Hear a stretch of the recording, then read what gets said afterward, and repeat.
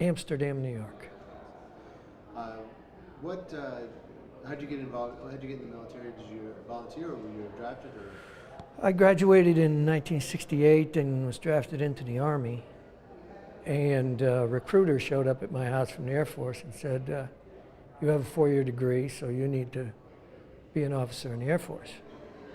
And so he said, if you join the Army, you'll spend a year on the ground over in Vietnam. If you join the Air Force, you'll probably avoid that. And so I ended up joining the Air Force, not for that reason specifically, but I spent a year in country over there and then 3 more years in Southeast Asia. So what was your rank? I got out of the service as a captain. And that year over in Vietnam, what was that like for you? What did you have to do over there? What was your? Well, I was a pilot, and so I flew a C-7 aircraft, which was a short field takeoff and landing airplane. So you got to go into the places that the 130 couldn't go into, the 123 couldn't go into. And so that was our job. Bringing in troops, bringing in supplies, carrying out wounded, whatever the supplies were needed. Your plane was obviously designed because you had to get in quick, get out quick. Exactly. You would fly over the top of somewhere, and this is how I think everybody thinks of airports with big, long runways and everything else, but one field we flew into, I didn't know what the winds were, so I called down the frequency that had given me on the radio for this place, and I said, what are the winds? And he said, where are you? Is that you overhead? And I said, yeah. He said, hold on, can you see me? I said, yeah, I see you. He threw dirt up in the air, dust up in the air, and the wind blew it. And he said, did you see that? I said, yeah. So that was the sophistication we had of figuring out which way to land the airplane. I take it there was plenty of clearance. They didn't bother shooting at you guys at all. Oh, every once in a while. Yeah, they would. They didn't. I got hit once, but outside of that, suffered no problems with I didn't lose an aircraft at all while I was over there. You wore a flak vest. Well, I put it on when I first got in the first ride, and the instructor turned to me and he said, no, take that off. Where are the guns? Where are the bullets coming from? I said, down there. He said, right, sit on it. So we sat on our flak vests while we flew instead of wearing them up here. It was interesting. What were some of the sights you had to see? I mean, you talked about throwing up the dirt to see the wind direction. What were some of the sights you had to see while you were there? While we were stationed in C-7, we would have temporary duty way down in the Delta, down in Canto, and then we would fly out of, our home base was Cam Ranh Bay. And then we flew out of Da Nang and we flew out of Pleiku. So we got to see most of all the country, from the coastal regions to the jungles to wherever. Tay Ninh, which was right over by the Cambodian border, and wherever they needed us to go fly. And you would fly multiple sorties the same day. You'd take off and you had a frag or a sheet that listed where you were supposed to go. And they could change that certainly, but you flew wherever they needed and picked up whatever they needed you to pick up or drop off, and that was our schedule. So we saw the entire terrain, the lot, the mountainous regions, and then way down south in the Delta, all the way up to the DMZ. What was it like when you had to tell your family, oh, by the way, I'm going to Vietnam now instead of... My mother was from Canada, and when I got drafted in '68, my father said to me, you know, we have relatives in Canada. You can go there. And I never entertained that thought. Just didn't know that much about it. And so I didn't go there. My father was definitely against it. And my mother, I don't think she understood it very well, or I didn't either.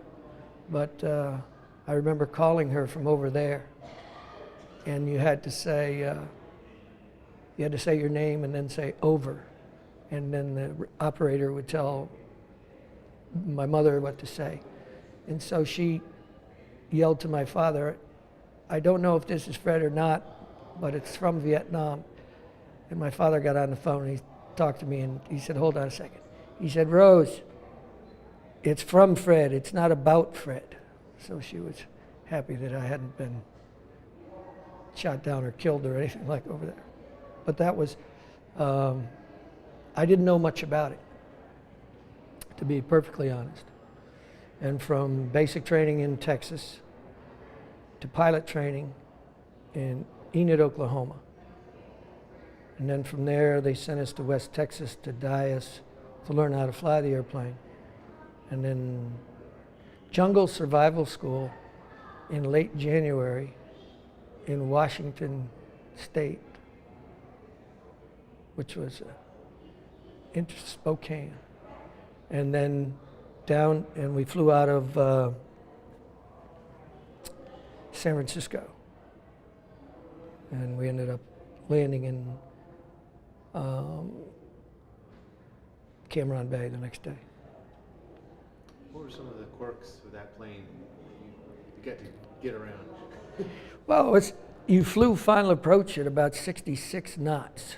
So it was a 30,000 pound airplane, but it had large flaps on it, and you hung everything out. So you could, and the runways, like I said, sometimes were a little over 800 feet long. And I remember at Canto, you tried to land on the end of the runway. You flew as steep as you could to avoid the trees that were surrounding, and then land, hit the brakes, and try and turn off as soon as you could. There was a taxiway 200 feet down the runway, and it always used to be, if you can't turn off that taxiway after 200 feet, then you aren't worth the flip. So that was,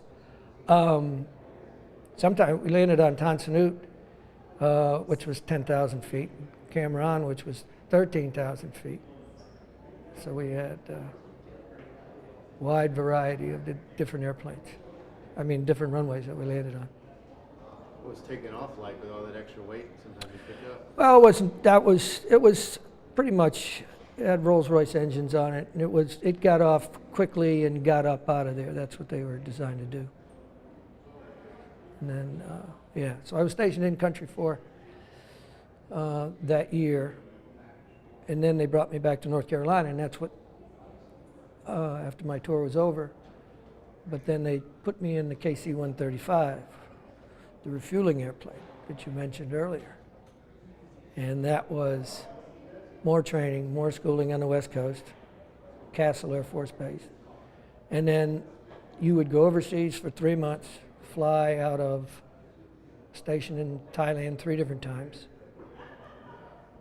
Okinawa twice, and Guam was the other one.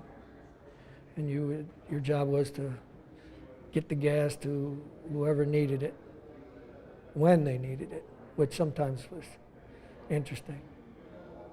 But most of the times the airplanes, like the B-52, would take off with fully loaded.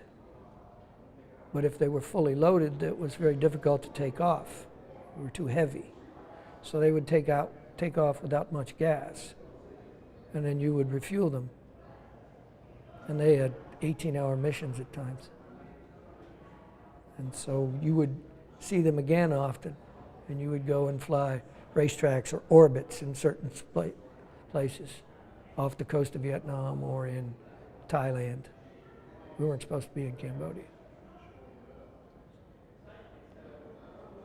People think about airplanes today, and they think about the technology that's in them now. Those are pulleys, and it wasn't what you could consider today. You know, look, recently we had a reunion for the C-7s, and we were up at Dover. Air Force Base, and we were looking at the C-17s. The C-5s were in operation when we were over there.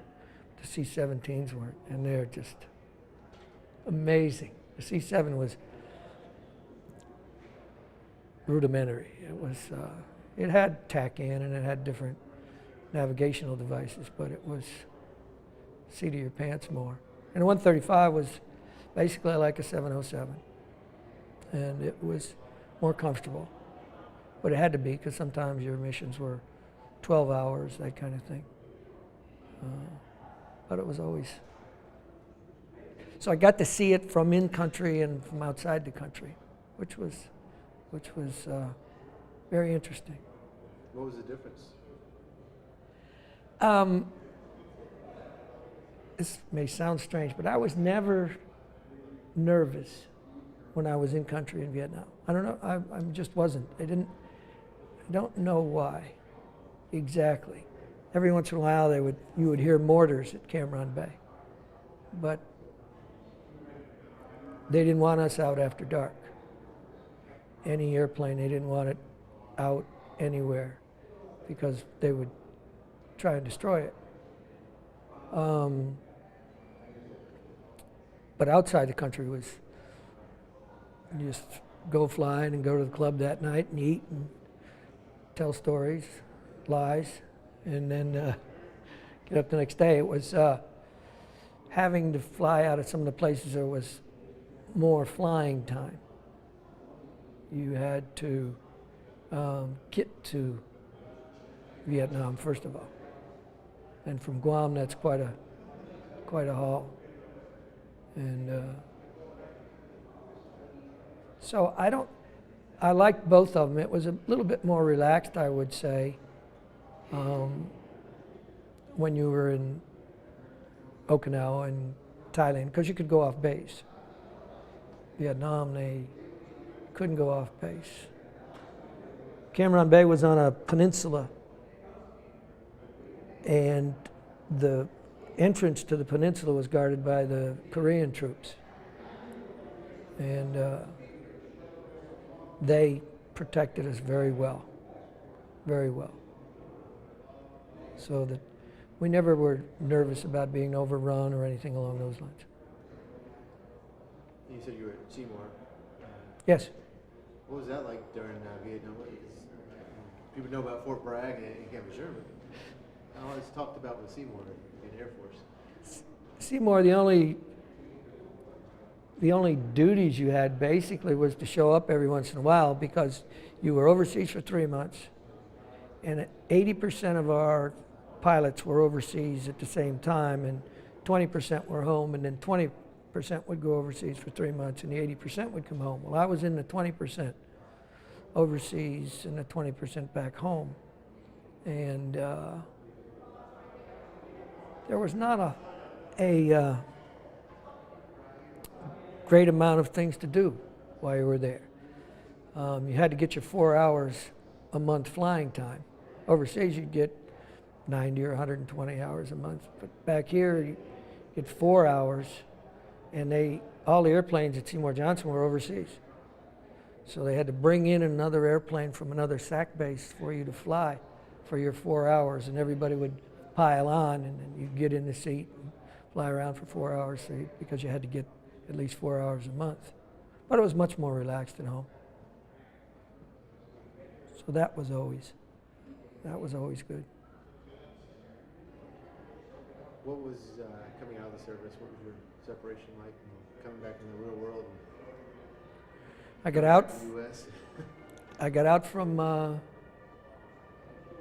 Seymour in November of '74, and a buddy of mine got out at the same time, and he ended up going to chiropractic school, and I ended up trying to fly for the airlines. There were no jobs in 1974, gas lines and everything else.